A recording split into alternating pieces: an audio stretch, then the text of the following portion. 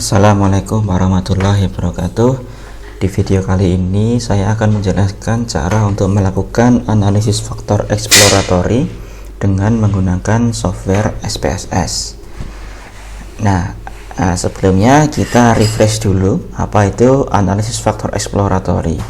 Jadi analisis faktor itu merupakan salah satu teknik statistik yang digunakan untuk melihat sekelompok variabel berdasarkan kemiripannya.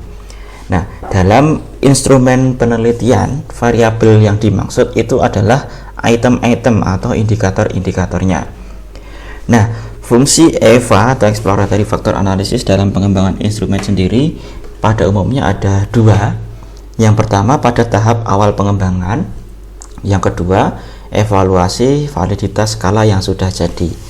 Nah, pada tahap awal pengembangan biasanya peneliti belum memiliki konstruk yang matang atau struktur yang matang tentang konstruk yang diukur, sehingga peneliti melakukan analisis faktor eksploratory untuk mengetahui faktor-faktor apa yang ada dalam instrumennya. Sementara kalau untuk validitas skala, valuasi validitas skala, biasanya peneliti sudah memiliki konstruk teori yang digunakan, sehingga peneliti mencocokkan apakah struktur datanya itu sesuai dengan teori yang digunakan. Nah, seperti itu. EVA ini sangat populer di psikologi. Contoh yang paling sering digaungkan adalah penggunaan EVA untuk merumuskan teori kepribadian Big Five itu ya. Nah, jadi Big Five itu kan dari berbagai indikator kepribadian gitu ya, dulunya dari kata sifat yang ada dalam bahasa Inggris, kemudian dikerucutkan menjadi 16 faktor, kemudian dikerucutkan lagi menjadi 5 faktor utama gitu ya, yang sering kita sebut Big Five. Nah, itu pengembangannya menggunakan analisis faktor gitu. Nah, kita kali ini akan mencoba EVA ini untuk tahap awal pengembangan instrumen. Nah, kasusnya seperti ini. Jadi peneliti sudah mengumpulkan indikator-indikator dari coping akademik yang dilakukan oleh mahasiswa. Jadi peneliti membuat kuesioner terbuka kepada mahasiswa, cara mahasiswa melakukan coping terhadap stres akademik yang dialami gitu ya. Nah, peneliti kemudian mengumpulkan berbagai indikator tersebut, kemudian membuat butir berdasarkan indikator-indikator yang sudah disebutkan oleh mahasiswa. Nah, kemudian butir tersebut diuji cobakan kepada sejumlah mahasiswa. Dari hasil uji coba dilakukan analisis faktor eksploratory untuk melihat ada berapa faktor sih, atau ada berapa dimensi sebenarnya coping akademik yang dilakukan mahasiswa tersebut. Nah, kemudian dari data tersebut dirumuskan faktor atau dimensi beserta penamaannya. Nah, sekarang kita langsung ke data saja. Jadi ini datanya. Jadi dari peneliti tadi sudah mengumpulkan ada 12 indikator atau 12 strategi coping akademik yang dilakukan mahasiswa. Nah, di sini ada item 1 sampai item 12. Penjelasan ininya ada di sini. Misalkan 1, memanfaatkan waktu luang untuk mengerjakan tugas. Nomor 4, menenangkan hati dan pikiran. Nomor 9, berbagi cerita kepada teman, dan lain sebagainya. Nah, kita akan melihat dari 12 butir ini ada berapa faktor atau berapa dimensi. Nah, faktor atau dimensi itu ditentukan berdasarkan kemiripannya. Nah, kemiripannya itu tidak bisa kita justifikasi sendiri, tapi dijustifikasi oleh hasil analisis statistik dengan menggunakan analisis faktor. Nah, baik, sekarang kita akan lakukan analisis faktor. Caranya klik di sini analyze, kemudian dimension reduction faktor. Nah, kemudian kita masukkan semuanya, kita tekan Ctrl A, masukkan ke kanan semuanya. Kemudian di deskriptif kita pilih yang KMO. Nah, ini yang penting. Kemudian continue. Di extraction kita centang scriptplot, kemudian metodenya ada macam-macam ya, kita pakai saja yang ya ada beberapa estimator yang terkenal seperti principal component atau maximum likelihood. Kita pakai saja maximum likelihood misalkan. Kemudian ekstrak ini untuk menentukan nantinya ada berapa faktor. Nah, di sini ada dua metode. Sebenarnya ada banyak metode ya untuk menentukan berapa faktor itu. Pertama, kalau memang kita menggunakan teori yang sudah ada, berarti faktor itu ditentukan berdasarkan teori. Tapi karena ini tidak berdasarkan teori, ini berdasarkan data, jadi kita belum punya prior knowledge atau landasan awalnya.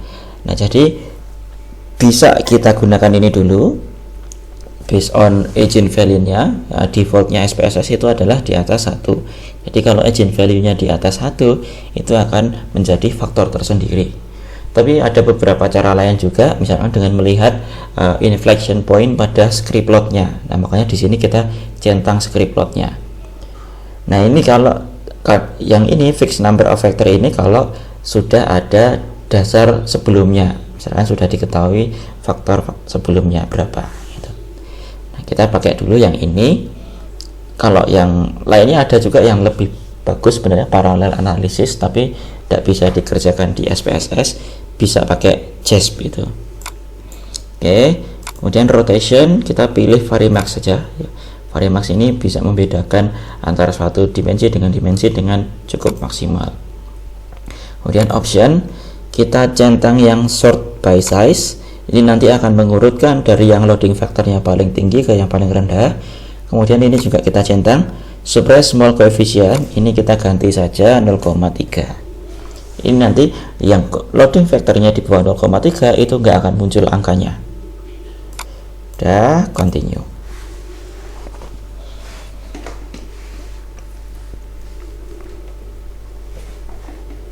Oke, SPSS sudah mulai bekerja.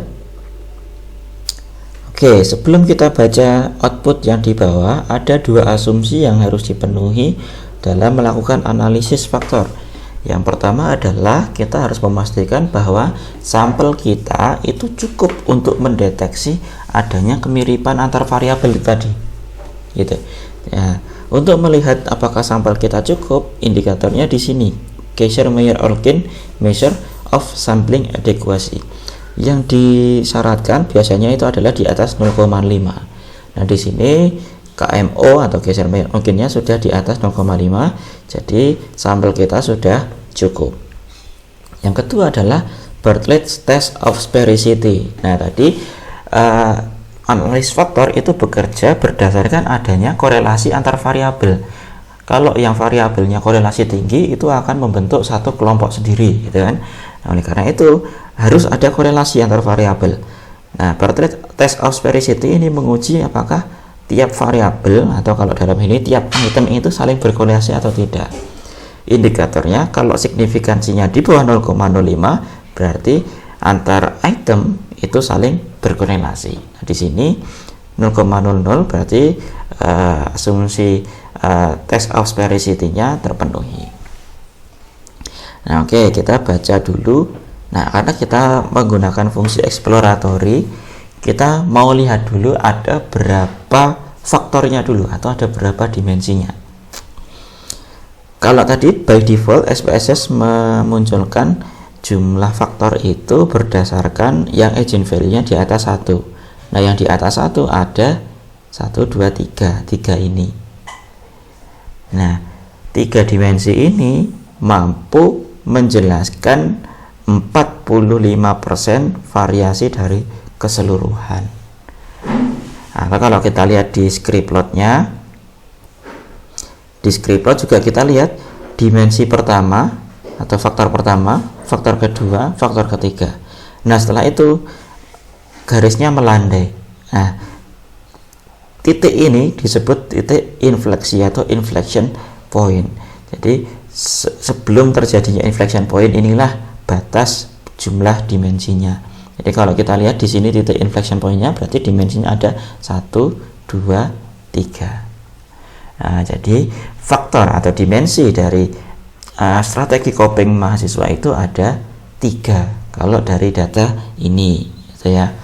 Nah, karena sudah 3, faktor matriksnya juga sudah 3, kita tinggal membaca saja. Oh, sorry, ini baru faktor matriks ya, belum ada rotated. Nah, ini yang rotated faktor matriks. Nah, yang kita baca adalah yang rotated factor matrix ini. Kalau misalkan di sini ternyata ada 5 gitu ya. Nah, kita lakukan analisis ulang. Misalkan ini 5. Kita lakukan analisis ulang, tapi di extractionnya kita tuliskan fixed number of factor 3 karena dari script plotnya tadi 3. Nah, tapi ini hasilnya akan sama saja karena sama-sama 3. Nah, selanjutnya ini yang penting, membaca rotated factor matrix. Nah, di sini kita lihat ada 3 faktor atau 3 dimensi. Dimensi pertama itu diukur oleh item 11, 12, 10, 9. Angka ini menunjukkan angka loading factor. Biasanya loading factor yang baik itu yang di atas 0,4, ada yang mengatakan 0,3 gitu ya. Nah, semakin tinggi semakin baik, artinya item tersebut semakin berperan terhadap dimensi yang mau diukur. Dan kita lihat dimensi pertama, menumpahkan segala kesalahan, berbagi cerita dihadapi kepada orang tua, meminta dukungan moral pada teman, berbagi cerita pada teman. Nah, kalau kita lihat di sini sepertinya semuanya berhubungan dengan orang lain gitu ya, mencari dukungan dari orang lain. Nah, di sini kita bisa beri nama dimensi ini adalah social support atau dukungan sosial, karena item-itemnya ini berkaitan dengan meminta dukungan orang lain semua. Tuh. Nah, dimensi kedua diukur oleh item nomor 8, 5, 7, 6 gitu ya. Kita lihat item-itemnya. Menunda mengerjakan tugas hingga mendekati deadline, tidur lebih banyak, menyenangkan diri dengan menonton film, mencari kegiatan pengalihan. Wah, ini sepertinya menghindar semua ya.